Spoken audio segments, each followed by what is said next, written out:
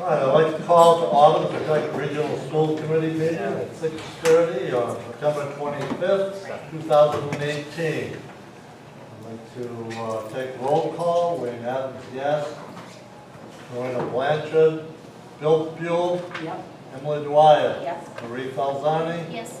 Dick Hodges, Lisa O'Connor, Here. Chris Redding, Here. Dina Torres. Here. And I'd like us to stand for the pledge of allegiance. I pledge allegiance to the flag of the United States of America, and to the republic for which it stands, one nation, under God, indivisible, with liberty and justice for all. And the school committee has a chance to take a look at the agenda.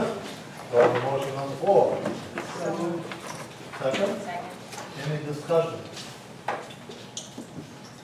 All those in favor? Opposed? And we just had Mr. Hodges. Okay. We don't have any, I'm going to ask, is there any public comment at this point before I turn it over to the building? Of which time there will be time to answer your questions. Going on to new business, I'd like to introduce to you Jonathan Seymour, the principal at the high school, as well as the chairperson of the building committee. Thank you, Jonathan. So I just want to go through who from the building committee is here tonight, and we have somebody walking in, so that's another person. So myself, Jonathan Seymour, I see Dina Estrada is here, who has a dual role, as well as Emily Dwyer, and does Wayne Adams. Dr. Bartholomew is here. Joe Teresi, Tim Jackson, Denise Pankowski, Mike Stevens. So our new business this evening is 2 items. We want to share some clarifying information that we received from the MSBA, and have some information that we want to share out as well. And Angus Jennings is also a member of the committee, is arriving. Thank you, Angus. So I'm going to start with that information. So last week we submitted the PSR, so that's the preferred schematic report. We had our meeting to authorize the project manager, owner project manager, Vertex, to submit that. And after submittal and an initial review of that, they made a phone call to both Vertex and the Dorn Whittier to just ask a few clarifying questions, some updated information.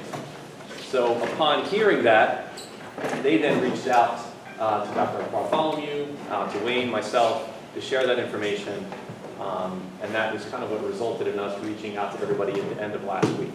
So, and Bill O'Neill, welcome. I'm just going through who from the building committee's here, so we'll just add you to the list. Thank you. So, it was provided as a way of sort of clarifying information. There were 2 key points. I'm going to restate it. I know this is what we had shared out with everybody. But essentially, there were 2 points of clarification that they wanted to make based on some things that we had submitted. And the first was we had used an expected 40% contribution for the MSBA reimbursement.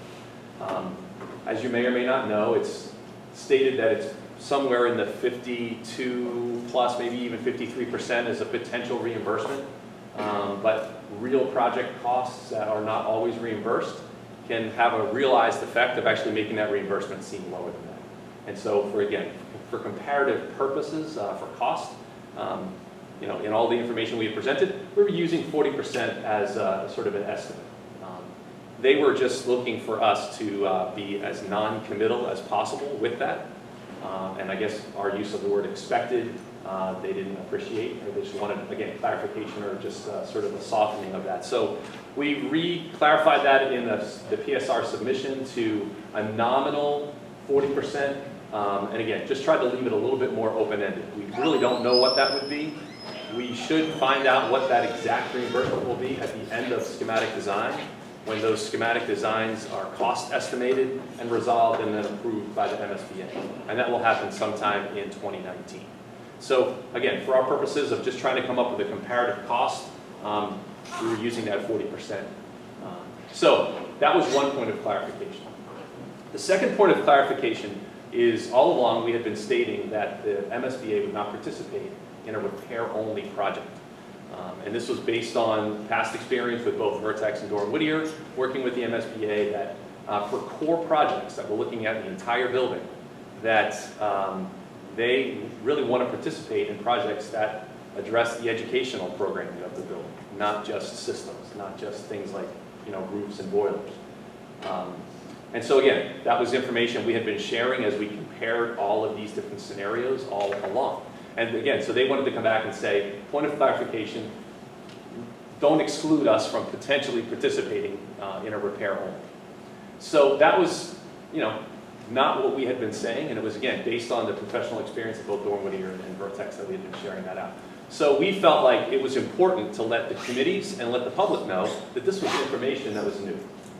And that was what prompted us to reach out to everybody last week and to seek to try to take the temperature of both the committees and of the public to say, here's some new information. Based on this new information, how would you like to proceed? And then we're here tonight just to discuss that, to answer any questions, and to share out the results of that survey that we sent out to folks last week. We are meeting tomorrow, so we have a meeting with the MSBA tomorrow with what they call the Facilities Assessment Subcommittee. And it's a chance for them to ask questions, more specific, detailed questions about the PSR submission and about the plans that we have. So we wanted to try to accomplish this reaffirmation of the direction that we're going before we went to that. So again, that played into us sending that out Thursday and saying, let's take the weekend to see how people respond and then get together tonight and just look at that. Okay? So let's take a look at. So the survey that we sent out asked just a few simple questions, right? It tried to frame for people what this clarified new information was around the 40% and around the repair only. And then it asked, what town are you from? And of those two, what do you think is the best solution? So here are our results. So we had a good representation of our three communities participate. And then we asked the question of, with these two, and I hope you can see that okay? No, we can't see it in the back. Mr. Hansard. Yeah, Greg, okay. Greg he'll hit a few of the lights here. So essentially, we asked, with this new information, which would be your preference? The 7 to 12 courtyard, the 3.3F, which is the blue, and then a 9-12 repair only, which would have to deal with the middle school issues later. And so you can see the numbers. It's 92+% for the 7 through 12, and 7 and change for the 9 through 12. So Greg is trying, but it's a little hit or miss when you're in there hitting the breakers. So again, that's the point of clarification, and this is what we heard back from folks. So from the committee, anybody have a question that they would like to ask? Wait. Jonathan, I think it would make a little background. We said we were meeting in Boston tomorrow with the MSBA, and that was one of the reasons we wanted to expedite things. And had we not chosen to go this rate of speed to get this meeting in tonight, I'm under the impression it could have impacted the project up to a year. And that was one of our decision-making on speeding it up and having only 4 days as opposed to setting it and giving it what might appear to be more ample time. So this was the most important tonight, correct in saying. Yeah, I don't know if either Doran Whittier want to try to clarify that time frame type of a thing, but again, there's an awful lot of time frames and schedules that are involved in a project like this, and we're hoping that we'll be able to keep up with those and keep our spring vote intact. Greg, thank you. I guess everybody can see it now. Maybe we can have the lights come back on in a minute. Would you just go back to the other screen for a second? Sure. Yep. Jonathan, as you're doing that, how many people responded approximately? Oh, thank you, Bill. Thanks for asking that. I should have mentioned that. As of walking in here tonight, we had 840 responses to this. How many? 840 responses. Can you just read off the numbers? Sure. This is, which town are you from? 47% from West Newbury, 28% from Groveland, 23% from Merrimack.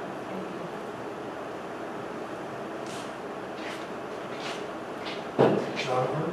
Yep. Once the lights come on and you offer the public the opportunity to ask questions, I would invite them up to either one of these lights. I believe they're on, so when you ask the question, everybody will be able to hear you.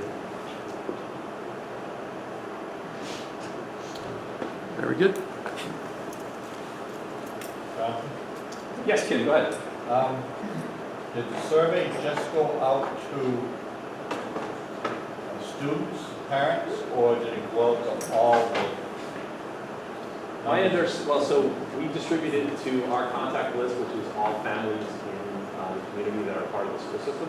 Okay. And then my understanding is that several of the towns then sent it out through their methods of communication. Like I know, like Groveland, you put it up on your Facebook page and send it out and different things like that. So we were trying to, get as wide a distribution as we could.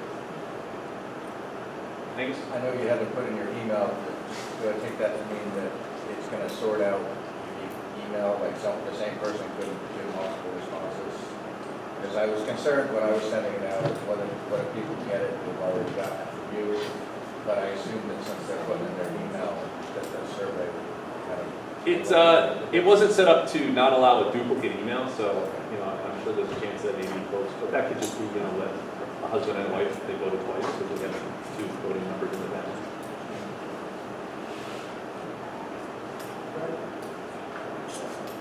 So, as Wayne said, if there's a question that someone would like to ask, come on up to the microphone.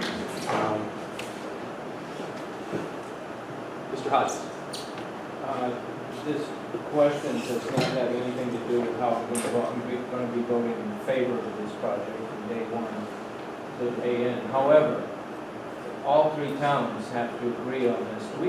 Has the building committee at all talked about a plan B?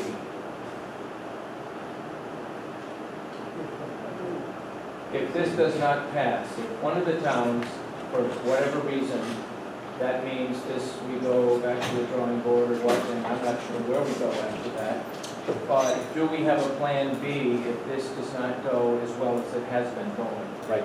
So the MSBA doesn't allow us to bring more than one project scenario into the final phase.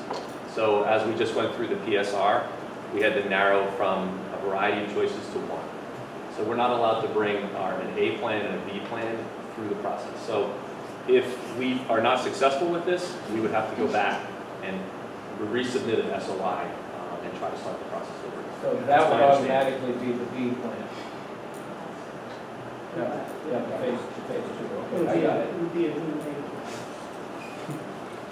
So, Yes, go in ahead. terms of if that were to happen, how far back on the calendar are we turning back the clock? Are we bringing it back 9 months, 10 months, a year more? That's a great question. So what I can tell you is that here we are in the fall of 2018, and in the fall of 2014, Dr. Mulqueen and I started convening what we called Project LEAP meetings, which were sort of a pre-SOI. So we were just trying to get folks in the community to come together and say, was there some consensus to submit the SOI? And the school committee gave its blessing, and then in the spring of 2015, we submitted the SOI.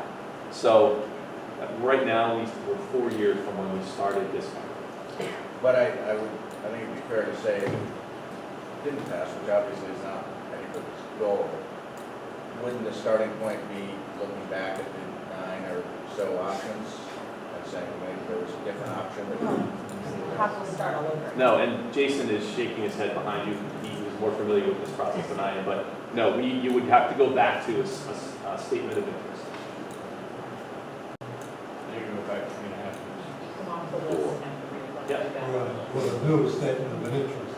Right, so maybe being cut off 6 months from the 4 years, but I'm wondering, perhaps because perhaps we don't have to start at, like, let's see, do we think this is a possibility? Sure. But I think that a lot of the work you guys did would have to be redone, because if it's not going to go forward the way we had intended it, then like what would work? You know, what would people be in support of? Because we've gone through this whole process and asked them. We should have done that.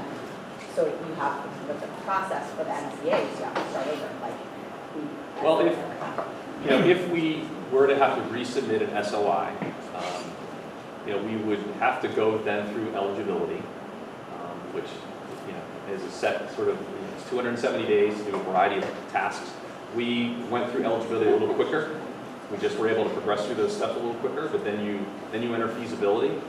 And so, that's what it would be. Yeah, Lisa had a question So then, we Chris. would be in competition, just like we were from square one. If there were 250 applicants, we'd be one in a pool of 250 applicants. Yeah. That is And correct. then I'd only select 15, and then I'd have Chris? And I think the other thing that we have to realize is any of the money we've spent thus far is done. And we have to start all over again, and I would imagine we have to go out and get all the people that we've already gotten through this point. Like, it's starting all over again. Yes. I'm praying that that does not happen, but I am curious. I know how I'm voting, I don't know how everyone else is voting in the town. No, it's a question that, you're not the first to ask that question. I think a very important point that hasn't been made yet is communication to the towns of, if this project doesn't go through and if the high school is deemed unusable due to an inspection or a tragedy, what happens to those students? And I think that's a very important point that should be presented to all three of the towns. And I don't know if we can legally answer that now. Well, I think that's one of the prior school committee meetings, that's what we were tasked me with, trying to do plans and work with the towns to see what we could do in return if there was a contingency situation, where we would be able to move students. The whole question would be very significant shifting of students and additional funds needed.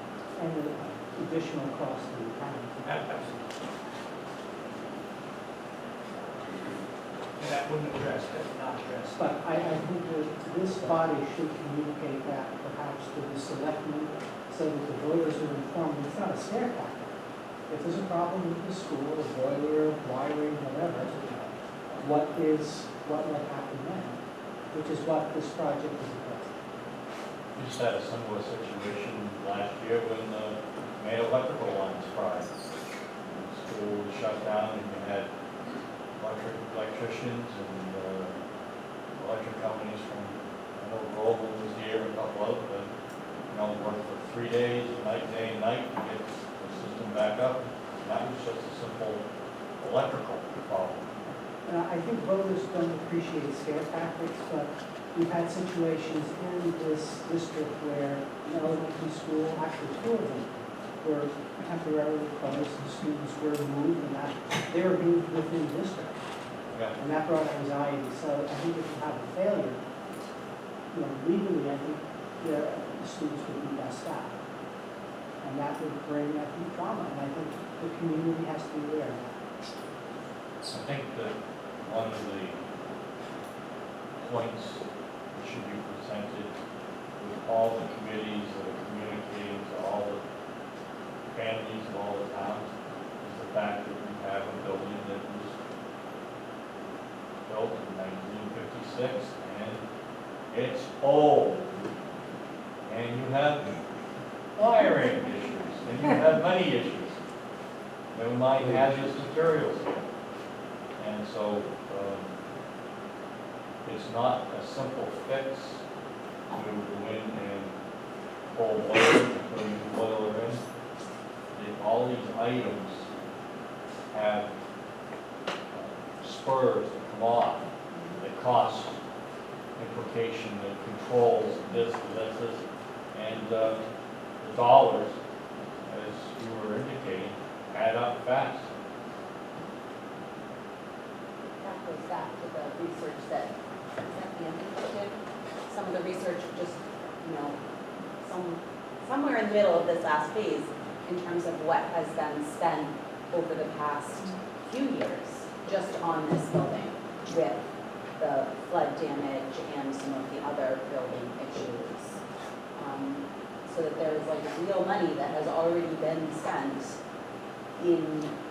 since we've been in the process of the MSBA. Never mind the other things that could for sure come down. Yep. Dina, then Bill? Well, and I think we should mention that the repair-only option doesn't address any of the educational components that need to be updated for them to have an actual, education that's up to par with everyone else, because, these buildings aren't equipped for that right now. Yes, Bill? And just to address the gentleman's point at the end of the table, as Selectman McGrovern, we are keenly aware of the cost. At 63 cents of every tax dollar we generate in the town goes to support of the school system. So any major collapse of infrastructure, we're impacted severely. So we're well aware of it as far as the selectmen go, and we try to make the electorate as aware of it as possible too. We're not blind to the cost because we have to share them. It's not a choice. Denise will tell you, the bill comes and we have to pay. If the boiler goes down and it costs $100,000 to repair, we get a bill. We have to pay. If the sewer line collapses, we have to pay. So we are keenly aware of the cost of repairing and keeping this building alive. It's on life support. It's really, the humane thing to do if this was a human being would be give it its last rites and pull the plug and just trade it and goes quietly and peacefully on to the next, wherever. We've got educational hospice going on here.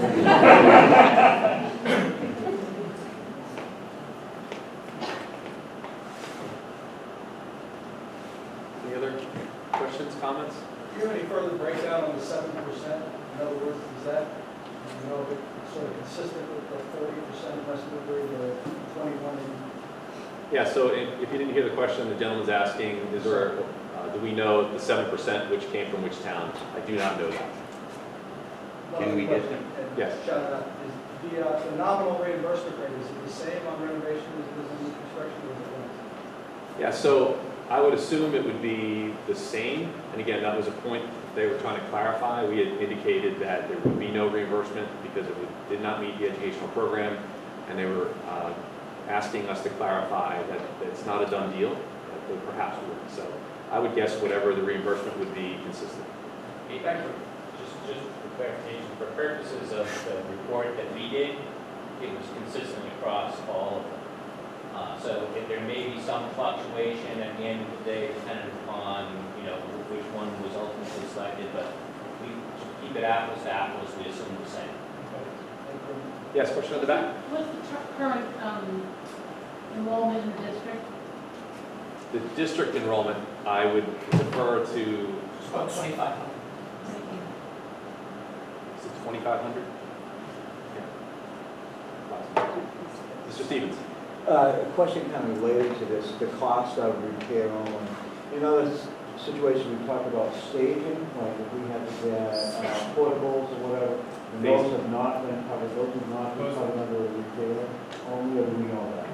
So we did make assumptions about phasing costs in all of the options, including the repair option. And in all cases, those, if it's modular costs, would not be eligible for reimbursement by the SBA. So, and we can anticipate more need for that, situation, because we have to move kids away from. And we did, and that's included in the cost estimate that we prepared.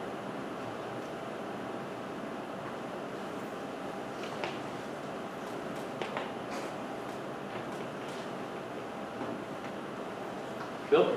I'd just like to add, I don't know if anybody saw the Channel 7 report a couple of weeks ago that, approximately 150 to 200 of these projects are submitted to the MSBA every year.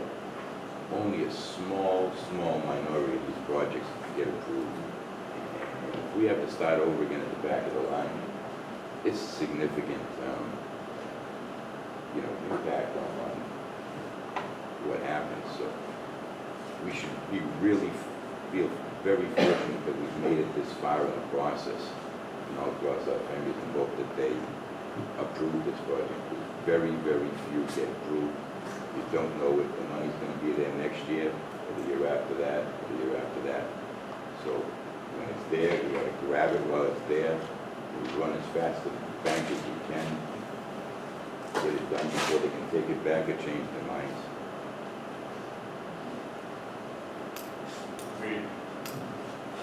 So again, the purpose of this communication over the last 4 or 5 days, since last Thursday, was just an attempt to make sure that the information that we had received was known to everybody, okay? So that's why we chose to let everybody know, put that information out, make sure that it was clear, have an opportunity to answer questions, try to give people a vehicle to say, yeah, that changes everything for me, I'd like this option better. So again, we're sharing those results out. We have already made our determination, right? We've already selected our preferred option, and we've already authorized Vertex and Doran Whittier to submit that to the MSBA, and it's already been submitted. It's right here. This is it, right? Look at that thing. That's impressive. Gonna be building someday. That's right. So we don't need to re-vote that, but I have on the agenda PSR selection, discuss and approve as a reaffirmation. Just, again, in light of the new information, in light of what we've heard. So I would just ask for a motion to reaffirm the vote that we've already taken, if someone would be willing to do that. And again, I'm speaking from the building committee, right? Wayne can do the same after we do that with the school committee. And again, we've got two sides here. Before that, it looks like there's one more question or comment. Sure. Joe Demore, 9 Cherry Tree Lane. By the way, I know how to turn on the lights, just pull the fire on. My house on a good day will probably fetch about $575,000. My current tax bill is about $8,900. So if I distill the 95.2 million down to my front door, the impact of that will be 18.5%, not 16. Because on the day that we decide to do this, the 7 to 12 project, which I'm in favor of, it's going to be the 16% plus 2.5% override. So it's not out of the realm of possibilities that $1,600 would be the increase. Now, the fastest growing category of home development in Groveland right now, you just need to drive through, luxury class homes. 600, 625, 650, and on up. It's not out of the realm of possibility that these households will be faced with more than $1,000 a year in increase. That's really, really important. Now, one of the things that struck me was the possibility and the hope, those hopes have been dashed, the hope that perhaps the middle school had a shelf life of up to 10 years. I'm not that smart. That didn't come from me. It came from your architect, and I was pleased to read that. But now I realize that even if that is a viable option, it's no longer an option. This is not helpful to me at all either, because what is the reality is, we know tonight for sure, what you guys have known for a long time, is that the state will absolutely not help us at all for repair. We can squeak by with a little bit of a green project and get some things taken care of, but we are totally on our own. So I spoke with, and I have a question soon, I spoke with a resident who's an attorney in my town, and we discussed it very quickly, and he said, oh, well, that means it's going to cost me about $140 a month for 30 years. I said, well, if we could have overlapped it, we could have done 10 years, one building, 20 years, two buildings, and then 10 years. You could have spread it out over 40 years, but that's off the shelf because the state is absolutely not going to help us with repairs. So therefore, it would be really helpful to me probably my friend that I spoke to, if you could explain to us, what will the bill be if we do a repair? What would it cost to repair? Because it would be music to my ears to know that if I'm gonna spend $140 a month to do the entire enchilada versus only $127 a month to do a repair only with a tremendous amount of risk that it could go to $180 a month if there's a catastrophic failure of a building, which seems to be a reality, that will help us get it over the goal line. So my question is, do you have data on what it would take to repair this middle school in the hopes that the number is so ugly that we don't have to do what Mr. Hodges said, Plan B? So I'll make an attempt to answer it, and then if Jason or Brad want to add something to that. So the information that we sent out with this survey did have comparative costs between the repair only and the 7 through 12 3.3F. And again, assuming nominal 40%, and again, when we had high school only options versus 7 through 12 only options, we included sort of a down the road cost for the middle school so that we could have a comparison, because you're asking again not only what it would take just to do the high school portion but also the middle school portion. So again, the information that we shared out was, I think, 88 million for the repair of the high school, with an estimated cost for the middle school as well. So if you're looking at 88 and 95, there's your sort of comparison of those two things. Does that answer your question? Okay. Yes, Wayne? Jonathan, I think the public and Joe probably would like to hear, and I think a lot of the people here have been to many of the meetings, so you understand already, but some aren't. I wonder, Jason, if you could just quickly tell us more what repair only actually is. Sure. And let me just clarify one thing. The MSBA has an accelerated repair program, which this district has participated in the past, that would address some repair-like issues, a roof or a boiler or the windows. But not until recently have they had a program where you can address all of those things at one time.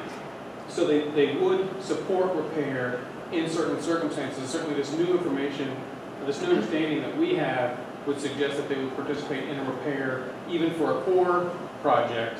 So I want to make sure everybody's aware of that.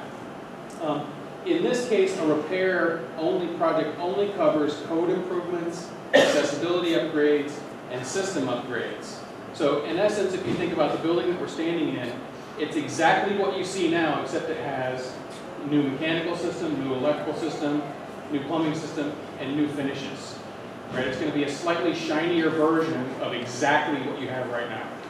It does not include any educational upgrades.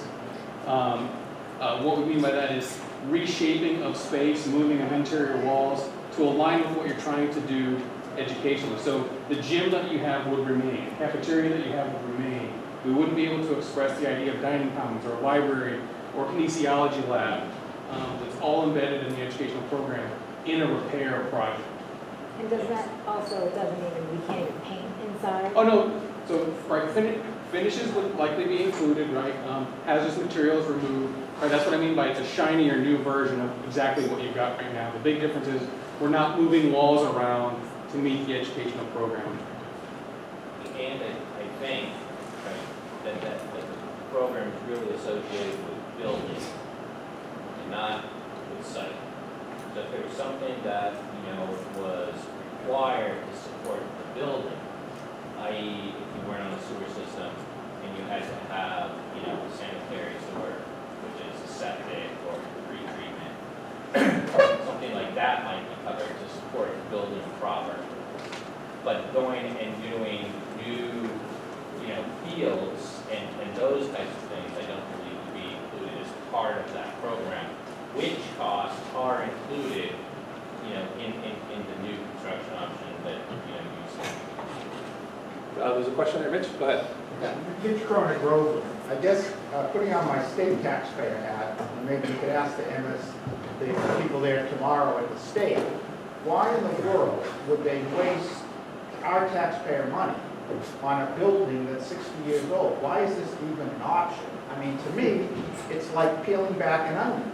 As you start doing things, you know you're going to find more problems. You're going to find asbestos. Who knows what you're going to find? So could we maybe get an answer from the state? Why is this even on the table? So I can actually help you with that. So it's district specific. If there are certain districts out there that have buildings that are needy, but to a large extent, they may, just the way they're configured, they may very well still support the educational program that the district is intending to go and deliver. Sometimes that happens as a result of reduced enrollments, where you have, perhaps more space in the building and, less students than you did 30 years ago when the building was built. So in that particular situation, to the extent that the building can be rehabilitated, this may be a way to rehabilitate the building. Okay, the way the building is configured, still can support more or less the educational program, and it might be a less cost option. That's not what we found to be the case here, both in terms of it's a little bit less cost, as the numbers suggest. However, the way that this building is put together does not currently meet your educational program objectives that you've identified as part of it. And I would just add to that, like any good process, I think Enos Green is interested in due diligence. They want to make sure that all the bases have been covered, that all of the options have been explored. If they, just jump to the conclusion, then there would be lots of, questions in the other direction. Why didn't you explore X, Y, or Z? So, right, the MSBA's process is constructed to make sure that all of those, the full range of options are explored to the same level of detail. Bill?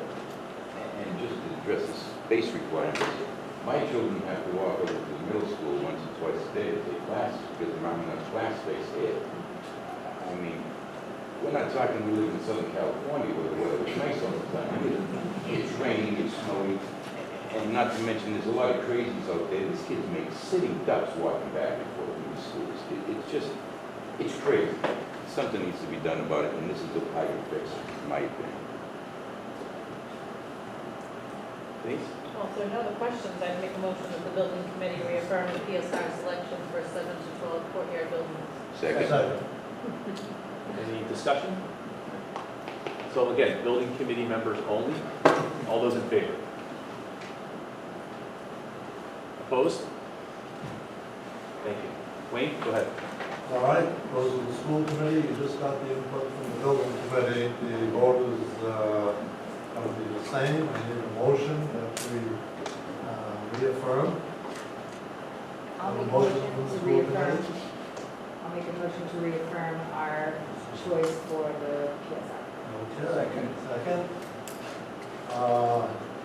Discussion? No discussion, all those in favor? Opposed? So be it.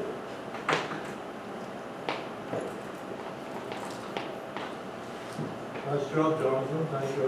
Thank you. So we can have both committees adjourned. So motion to adjourn. Motion to adjourn. Second. Second. All those in favor? Great. Thank you for coming tonight.